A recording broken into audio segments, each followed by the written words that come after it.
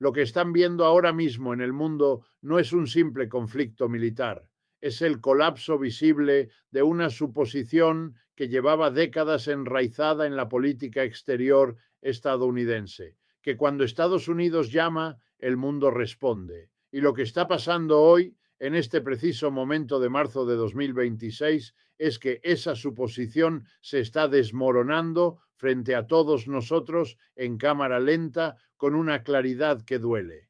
Piénsenlo bien. Trump lanzó una guerra contra Irán sin consultar a sus aliados, sin preparación diplomática, sin construir ningún tipo de coalición. Y ahora, 3 semanas después, con el estrecho de Hormuz efectivamente bloqueado, con el petróleo superando los $100 por barril, con los mercados globales en caída libre, con los estadounidenses pagando más de $4 por galón de gasolina, el mismo presidente que dijo que no necesitaba a nadie está llamando a la puerta de todos pidiendo ayuda y nadie abre. Eso, amigos, no es solo un fracaso diplomático, es una demostración en tiempo real de cómo se reorganiza el poder global cuando los viejos líderes olvidan las reglas más básicas de la geopolítica. Y la gran pregunta que nadie en los medios principales quiere hacer directamente es esta. ¿Está Irán ganando no en el campo de batalla, sino en el tablero estratégico del mundo? Para entender lo que está pasando realmente hay que retroceder un poco. No mucho, solo unos meses. Estados Unidos e Israel lanzaron ataques contra Irán el 28 de febrero de 2026, mataron al ayatolá Ali Khamenei, hirieron a su hijo Mojtaba, el nuevo líder supremo, destruyeron más del 70% de los lanzadores de misiles balísticos de Irán, según cifras del ejército israelí. Eso suena a victoria, ¿verdad? Pero Irán, incapaz de igualar militarmente a Estados Unidos e Israel de manera directa, hizo algo que los estrategas del Pentágono, al parecer, no calcularon suficientemente bien. Cerró el estrecho de Hormuz. Y aquí está la realidad que necesitan entender con toda su profundidad. El estrecho de Hormuz no es solo una vía marítima, es la arteria más vital del sistema energético global. Por ese estrecho transitan aproximadamente 20 millones de barriles de petróleo diarios, lo que representa alrededor del 20% de todo el comercio marítimo de crudo en el mundo. Y no solo petróleo, gas natural licuado, fertilizantes, productos industriales. Todo pasa por ese cuello de botella de apenas 30 millas de ancho entre Irán y Omán. El precio del crudo Brent superó los $100 por barril el 8 de marzo de 2026, llegando a alcanzar su pico en $126. Los economistas ya están describiendo esto como el peor impacto económico desde al menos la década de los 70. Entonces, cuando Irán cerró ese estrecho, no le apuntó solo a Estados Unidos, le apuntó al mundo entero. Y eso, precisamente eso, es lo que hace que la situación actual sea tan reveladora sobre la naturaleza real del poder en el siglo XXI. Ahora bien, cuando Trump se dio cuenta de lo que significaba ese cierre, reaccionó como siempre reacciona, con exigencias. El presidente de Estados Unidos, el mismo que había pasado años insultando a sus aliados de la OTAN, acusándolos de vivir gratis bajo el paraguas militar americano, el mismo que había amenazado con abandonar la alianza si no pagaban más, ese mismo hombre se subió al Air Force One y empezó a llamar a todo el mundo. Le pidió a China que mandara barcos de guerra, le pidió a Francia, a Japón, a Corea del Sur, a Gran Bretaña, a Alemania, a Australia. Publicó en Truth Social diciéndole al mundo que era hora de que los demás países protegieran su propio territorio, porque por el estrecho pasaba el petróleo de ellos, no el de Estados Unidos. Trump advirtió en una entrevista con el Financial Times que si los países no respondían sería muy malo para el futuro de la OTAN. Amenazó, presionó insistió, y entonces llegaron las respuestas. Alemania dijo que no. El canciller Friedrich Merz dejó claro a través de su vocero que el conflicto no tiene nada que ver con la OTAN. Gran Bretaña dijo que no. El primer ministro Keir Starmer fue explícito. Seré claro, eso no será y nunca se ha imaginado que sea una misión de la OTAN. Agregó que el Reino Unido no se dejará arrastrar hacia la guerra más amplia. Francia dijo que no. Macron rechazó unirse a ningún grupo de trabajo para asegurar el estrecho. Japón dijo que no. Australia dijo que no. China, que tiene vínculos cercanos con Irán, dijo que estaba en contacto con todas las partes y comprometida con la desescalada, que es la manera diplomática de decir absolutamente nada. El expresidente de Estonia, Toomas Hendrik Ilves, capturó perfectamente el estado de ánimo internacional cuando dijo a la NBC que era un poco atrevido que Trump pidiera ayuda a países que había estado insultando. Y entonces Trump, el hombre que había dicho repetidamente que Estados Unidos no necesitaba a nadie, el que dijo no necesitamos ayuda, cuando Ucrania ofreció asistencia con los drones iraníes, apareció en la Casa Blanca y declaró no necesitamos mucha ayuda, en realidad no necesitamos ninguna ayuda. Un giro impresionante para alguien que había pasado días suplicando exactamente eso. Pero hay algo más profundo aquí que necesitamos examinar con cuidado, porque la historia que se está contando en los grandes medios es solo la mitad de la realidad. Lo que nadie está diciendo con suficiente claridad es que la negativa de estas naciones no es simplemente cobardía ni neutralidad diplomática.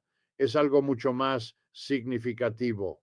Es la señal de que el sistema de alianzas que Estados Unidos construyó durante 80 años, ese sistema que dependía de la confianza, de la consulta mutua, de reglas compartidas, está siendo desmantelado no por los enemigos de América, sino por sus propias decisiones. Piénsenlo desde la perspectiva de los europeos. La OTAN es, por definición, una alianza defensiva. La única vez que se invocó el artículo 5 fue después del 11 de septiembre de 2001, cuando los aliados acudieron en ayuda de Estados Unidos. Pero en este caso fue Estados Unidos e Israel quienes atacaron a Irán.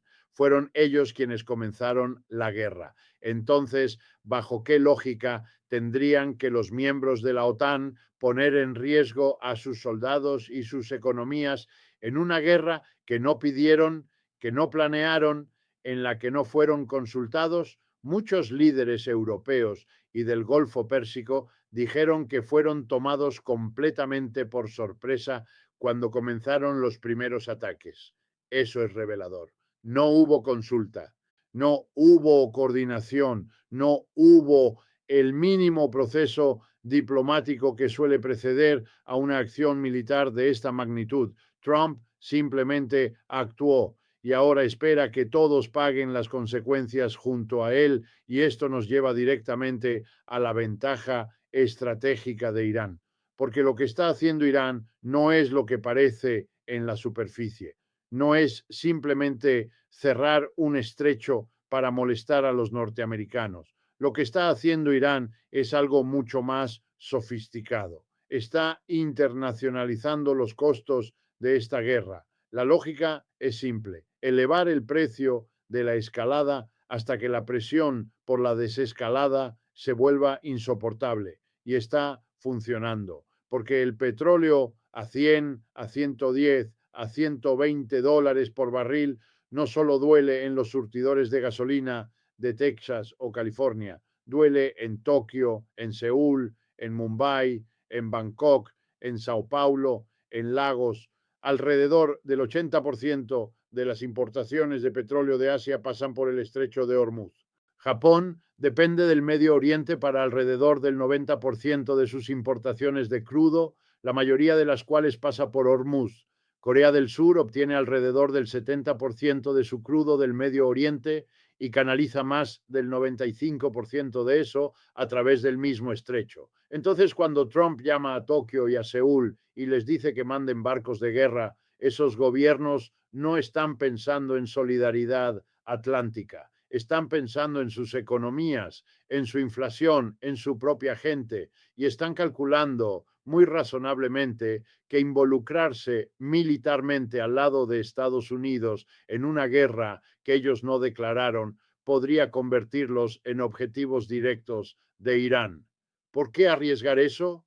Y aquí está la pieza más poderosa del tablero estratégico que Irán está jugando: China. Irán está considerando permitir que los cargamentos negociados en yuanes chinos transiten por el estrecho, un movimiento que inclinaría los flujos de energía hacia China y desafiaría la dominancia del dólar estadounidense en los mercados globales.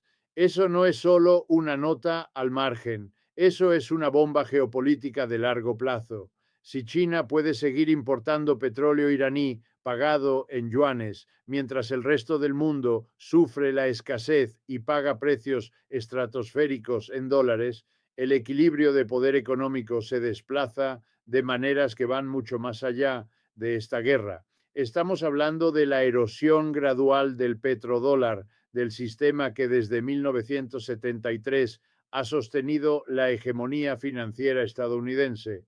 Y eso no lo está creando algún teórico radical antiamericano, lo está creando la combinación de las decisiones militares de Trump y la astucia estratégica de Teherán. Hablemos también de los números reales, porque en el discurso público de este país estos números están siendo enterrados bajo la avalancha de imágenes de misiles y drones. El precio del crudo Brent subió más de un 40% desde el 27 de febrero. El gas natural licuado aumentó casi un 60% desde el inicio de la guerra. Los precios de la gasolina en Estados Unidos subieron por encima de $4 por galón, el nivel más alto desde finales de 2023. Las bolsas mundiales han caído, los mercados asiáticos han sido los más golpeados y el índice compuesto de la Bolsa de Nueva York cayó 6% respecto al cierre del 27 de febrero. Y los economistas advierten que esto es solo el comienzo. Según un informe de Capital Economics, si el conflicto se extiende 3 meses, el crudo Brent podría alcanzar un promedio de $150 por barril durante los próximos 6 meses. $150 por barril. Imaginen lo que eso significa para el precio de todo lo que compran: comida, transporte, electricidad, bienes manufacturados. Todo está conectado con la energía. Todo.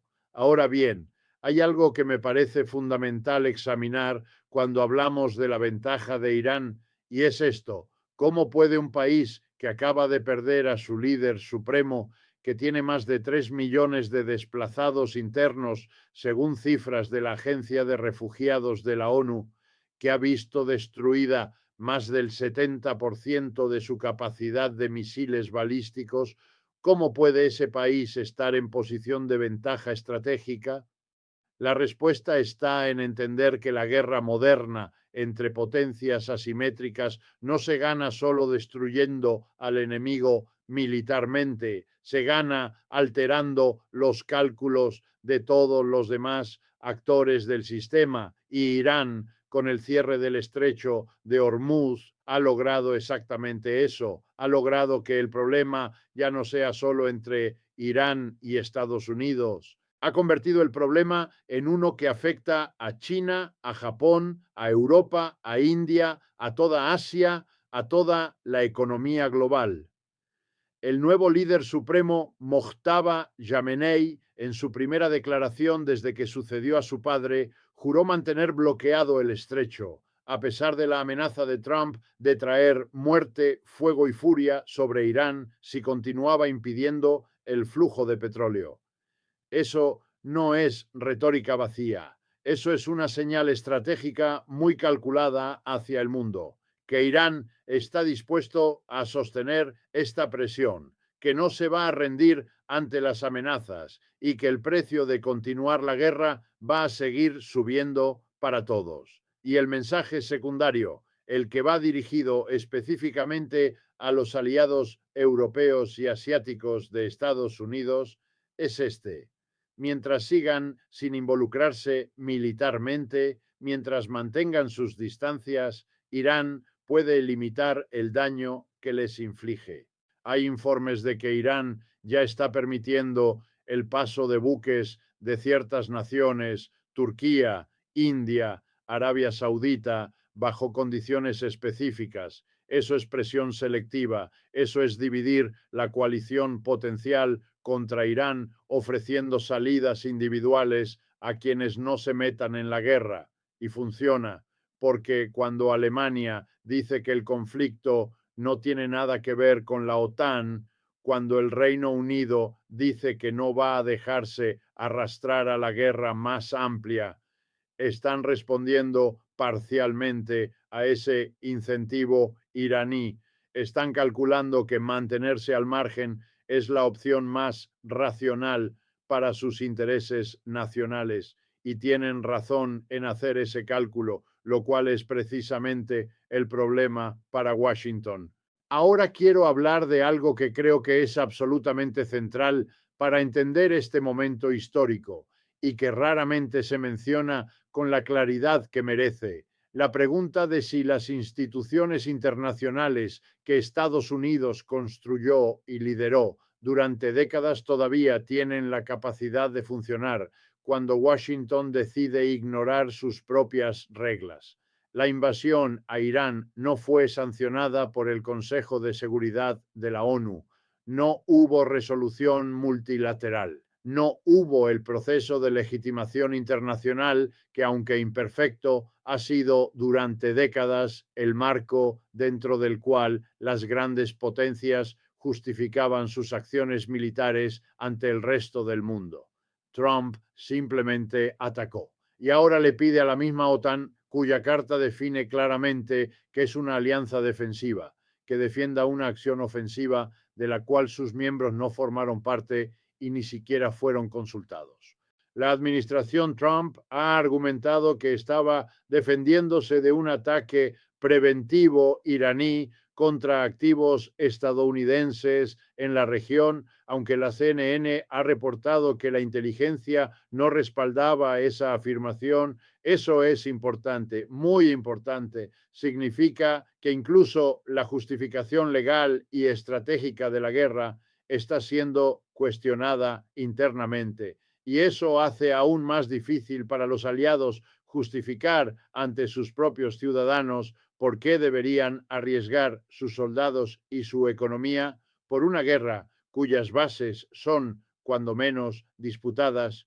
Lo que estamos presenciando, si somos honestos con nosotros mismos, es el colapso funcional del orden liberal internacional que Estados Unidos diseñó después de la Segunda Guerra Mundial. No estoy diciendo que ese orden fuera perfecto, estaba lleno de hipocresías, de dobles estándares, de intervenciones que violaban los mismos principios que proclamaba, pero tenía una arquitectura, tenía reglas, aunque no siempre se cumplieran.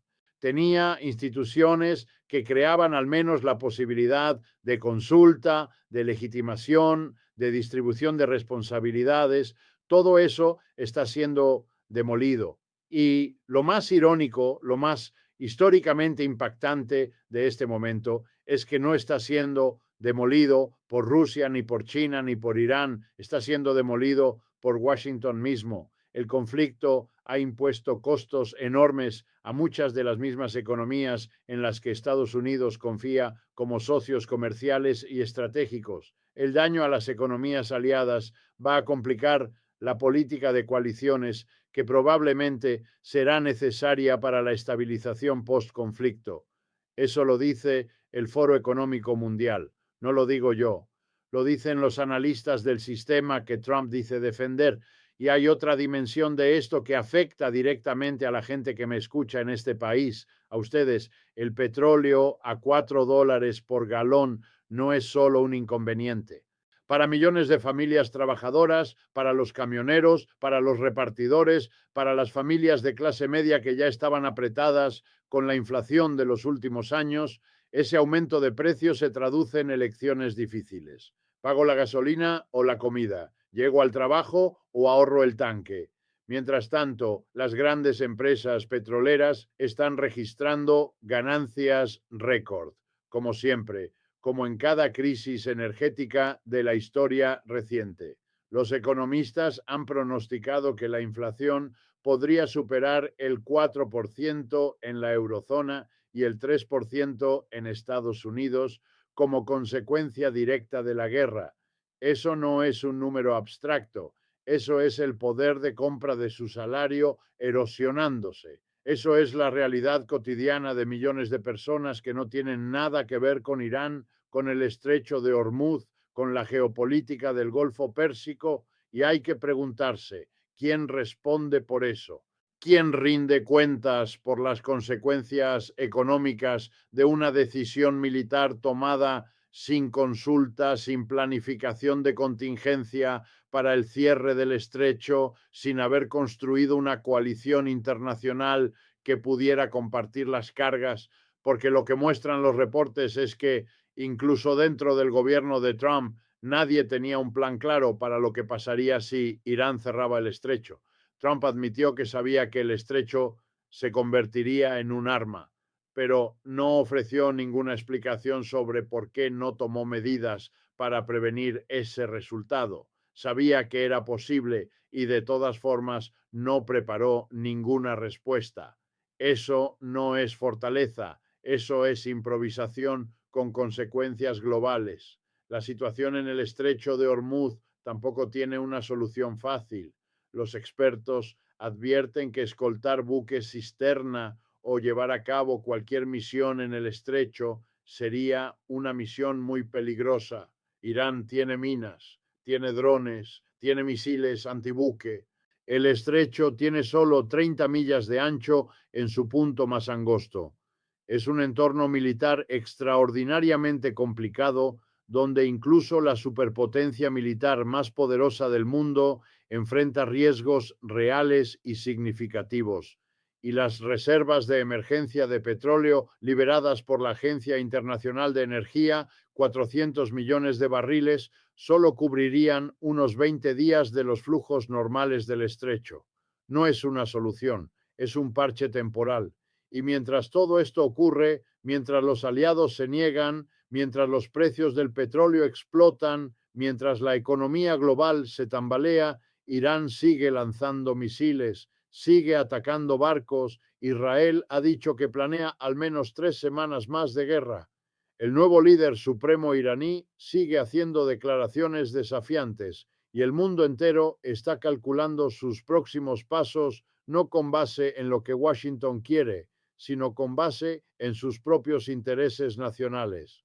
Lo que este momento nos está enseñando, si somos capaces de verlo con honestidad, es una lección muy antigua sobre el poder. El poder real no se mide solo en portaaviones y en ojivas nucleares, se mide en la capacidad de construir y mantener coaliciones, se mide en la legitimidad que te reconocen los demás, se mide en la capacidad de hacer que otros actores del sistema internacional actúen en coordinación con tus objetivos porque perciben que esos objetivos son, al menos en parte, también los suyos. Esa legitimidad se construye con décadas de comportamiento consistente, de respeto a las instituciones, de consulta, de reciprocidad, y se destruye mucho más rápido de lo que se construye. Cada insulto a un aliado, cada amenaza de abandonar la OTAN, cada decisión unilateral tomada sin consulta, cada momento en que Washington dejó claro que las reglas aplican para todos menos para ella, fue un ladrillo removido de esa pared de legitimidad. Y ahora, en este momento preciso, cuando Trump necesita que esa pared esté de pie, cuando necesita que los aliados respondan, está descubriendo que no queda mucho de ella. La respuesta del mundo no es solo falta de solidaridad, es el resultado lógico de años de erosión de los fundamentos sobre los cuales esa solidaridad alguna vez fue posible. Y Irán, con toda su debilidad militar relativa, con todos sus daños internos, con su infraestructura destruida y sus millones de desplazados, ha sabido explotar exactamente ese vacío.